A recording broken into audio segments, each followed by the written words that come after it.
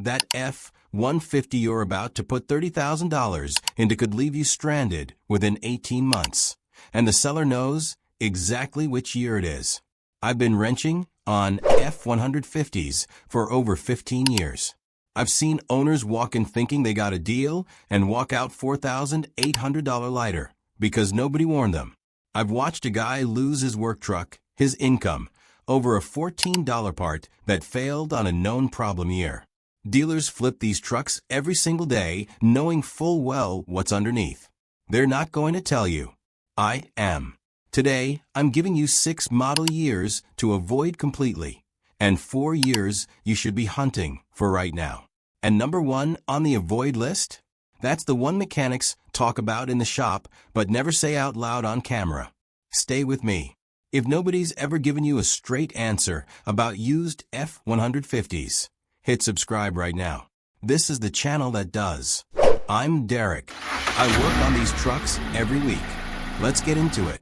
Avoid number 6, 2004 to 2005. The 5.4 Tritons, first strike. The 5.4 3-valve Triton debuted with a factory design flaw that Ford quietly updated later, but never recalled. The spark plugs on these engines are 2-piece. Over time, heat cycling fuses the plug to the aluminum head. When you try to remove it, and you will need to eventually, the plug snaps. The tip stays in the head.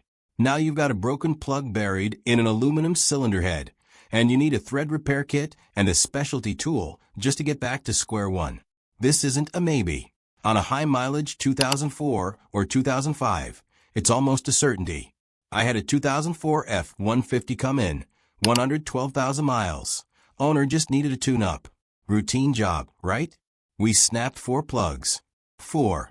Extracting those plugs, repairing the threads, and putting it back together cost him $1,650 on what should have been a $180 service. He sat in my waiting room and just stared at his phone. Didn't say a word. If you already own one of these, use Motorcraft plugs only. Never let them go past 60,000 miles. And pre-soak the plug wells with penetrating oil 24 hours before the job. If you're buying one, price that repair in before you make an offer.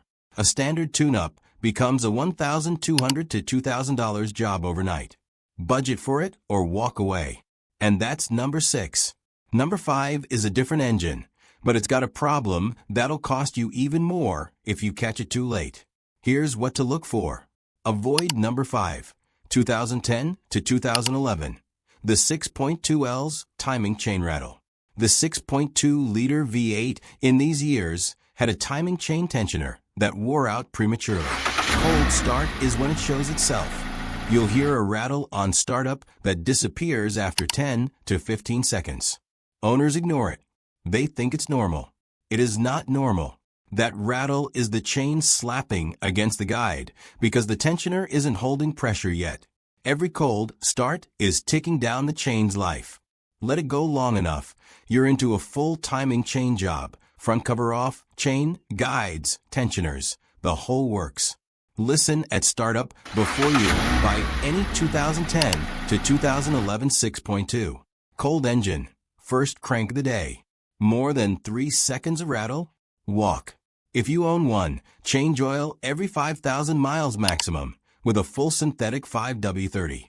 Don't let that tensioner starve. Timing chain replacement on a 6.2 is $2,400 to $3,200 at a shop.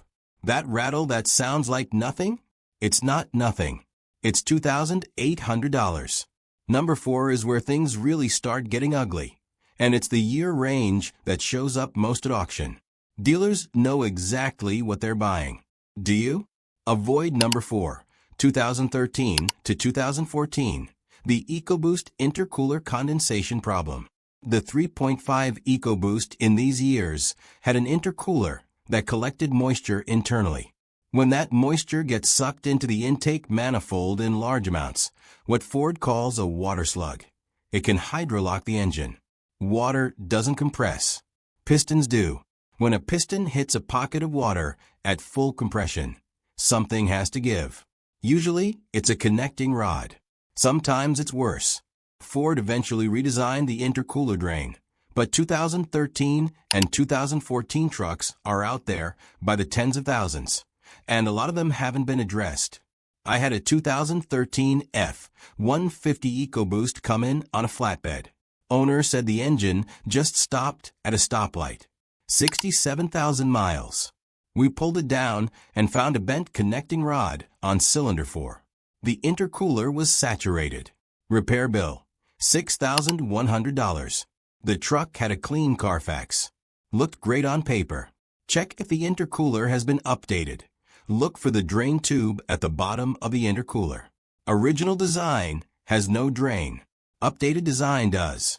If it doesn't have the drain, budget for the fix or negotiate hard on price. Engine replacement or rebuild on a 2013 to 2014 EcoBoost runs $5,000 to $8,500. The intercooler update? About $300. That's the gap between smart and broke. Number 3 is the one most people argue with me about online. They think I'm wrong. I'm not. And I'll prove it with what I see every single week. Drop a comment right now. Do you own one of these years? Tell me what year and how many miles. I read every single one, and I'll tell you what to watch for on yours specifically. Avoid number 3, 2008 to 2009. Cam phaser destruction on the 3-valve 5.4. Here's where I lose people. Because these trucks look solid. And they can be. But the 3-valve 5.4 in 2008 to 2009 had cam phasers, variable valve timing components, that are oil pressure dependent. When oil pressure drops even slightly, those phasers start rocking. You'll hear a loud rattle at idle, particularly when the engine is warm. Most owners think it's valve train noise. It is not. Those phasers are failing. When they go fully, they take the timing chain with them. And now you're into a $3,500 to $4,800 repair. If you're buying one, pull the oil cap with the engine running. Any rattle at idle with warm oil? Phasers are already going. If you own one 5W20 full synthetic, 5,000 mile changes, no exceptions. Oil weight and change interval are everything on this engine. A 2009 F-150 with 94,000 miles came in. Owner had been running conventional oil on 8,000 mile change intervals because that's what the sticker said. Both cam phasers were shot. Timing chain stretched. We rebuilt the front end of that engine for $4,200. He was a good guy. He just didn't know. That's what kills me. It's not stupidity. It's just nobody told him. Full cam phaser and timing chain job. $3,500 to $4,800. Oil changes every 5,000 miles with synthetic. About $600 per year. Do that math yourself. And now the avoid list is almost done. Number 2 will surprise people who think they're being smart buying that year. And number 1? I promised you that one early. We're almost there. Avoid number 2, 2016. First year, EcoBoost refresh bugs. Ford refreshed the F-150 for 2015.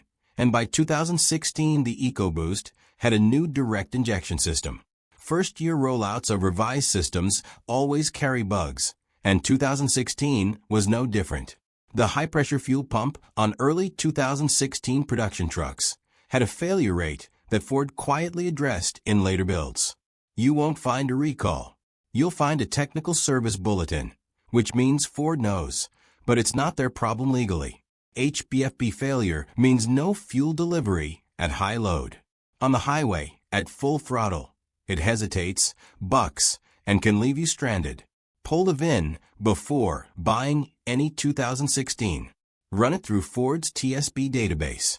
Look for TSBs related to fuel system, HBFP, or injector performance. If the truck has over 80,000 miles and those TSBs haven't been addressed, walk or negotiate $1,200 off minimum. High-pressure fuel pump replacement, $900 to $1,400 parts and labor. TSB lookup, free. You do the math. All right, we've been building to this. Number 1 on the avoid list. I told you mechanics don't talk about this publicly. Here's why. Avoid number 1, 2011. The 6.7 power stroke in the F-150? No. But more importantly, the 5.0 Coyote's first-year problems. The 5.0 Coyote debuted in 2011 and enthusiasts love it. But first-year production 5.0s had issues with the fuel injectors, specifically injector seals that allowed fuel to leak back into the oil. You're driving around with gasoline slowly thinning your engine oil, destroying your bearing surfaces. And you'll know it because everything feels fine. Oil dilution doesn't announce itself. It just quietly wrecks your engine from the inside. By the time the oil looks wrong on a dipstick check, you've already lost bearing clearance you can never get back. I had a 2011 F-150 with a 5.0 come in at 78,000 miles. Owner said oil consumption was low, ran great, no warning lights. We pulled the oil, smelled it. Fuel. Pulled a sample for analysis. Significant fuel dilution. His main bearings had measurable wear. He'd been unknowingly running compromised oil for probably 30,000 miles. Full bottom end rebuild. $5,800. Truck looked immaculate. That's the dangerous part. If you're buying a 2011 5.0, do an oil analysis, not just a dipstick check. A $30 sample kit sent to a lab will tell you everything. Smell the oil too. Fresh oil has a specific smell. Fuel contamination changes it noticeably. If you're already an owner, change oil at 4,000 miles, run full synthetic, and do a sample at least once a year. Oil analysis kit, $30. Bottom end rebuild from bearing damage, $4,500 to $6,500. The math is embarrassing. Do the $30 test. Now the good news. The 4 years you should be hunting. By number 1, 2018 to 2019 5.0 Coyote Gen 3. Ford sorted the fuel system, refined the heads, and this version of the Coyote is arguably the best naturally aspirated truck engine they've ever built. Reliable, powerful, and parts are everywhere. Sweet spot is 60,000 to 100,000 miles. Previous owner absorbed the depreciation. Most of the wear-in is done. You can find clean 2018 to 2019 F-150 5.0s for $28,000 to $34,000 used. A comparable new truck is $52,000 plus.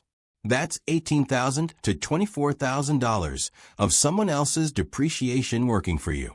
By number 2, 2017 EcoBoost 3.5. Post-intercooler fix, pre-refresh complexity. This is the EcoBoost at its most dialed in. The known problems from 2013 to 2014 were resolved, and 2017 sits before Ford added more electronic complexity in later refreshes. Well-maintained examples with full synthetic oil history are workhorses.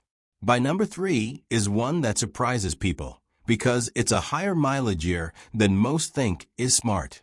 Here's why that logic is backwards. By number 3, 2020 to 2021 5.0 or 2.7 EcoBoost. Post-COVID production issues hadn't fully hit yet, and these trucks got the 10-speed transmission fully sorted. The 2.7 EcoBoost in particular hits a sweet spot, better fuel economy than the 5.0, no intercooler condensation issues of the older design, and the 10-speed shifts smoothly by this point in production. If you find one with under 80,000 miles and service records, you're in excellent shape. By number 4, 2015, first year, aluminum body, sorted engines. The aluminum body scared everyone in 2015. That fear bought you a discount for years. The reality? Aluminum doesn't rust. A 2015 F-150 in a rust belt state looks dramatically better than a 2013 steel body truck with the same mileage. Repair costs for body damage are higher, but for working trucks that aren't getting wrecked, this is a long-term structural advantage. The 5.0 Coyote and 2.7 EcoBoost in 2015 were well established by this point. Rust repair on a high-mileage steel F-150 cab corner, $800 to $2,400. Aluminum cab on a 2015, still clean a decade later in most cases. That's money that doesn't leave your pocket. Here's the bottom line. The F-150 is one of the best trucks ever built, in the right years. In the wrong years, it'll cost you $4,000 to $8,000 before you see it coming. The 6 years to avoid and the 4 years to hunt are your roadmap. If you want a full used F-150 inspection checklist, everything I look at before I'd let any of my guys buy one, link is in the description. It's free. Use it. And if you want to go deeper on which specific mileage ranges to target on each of these engines, that video is right here. Watch it before you buy anything.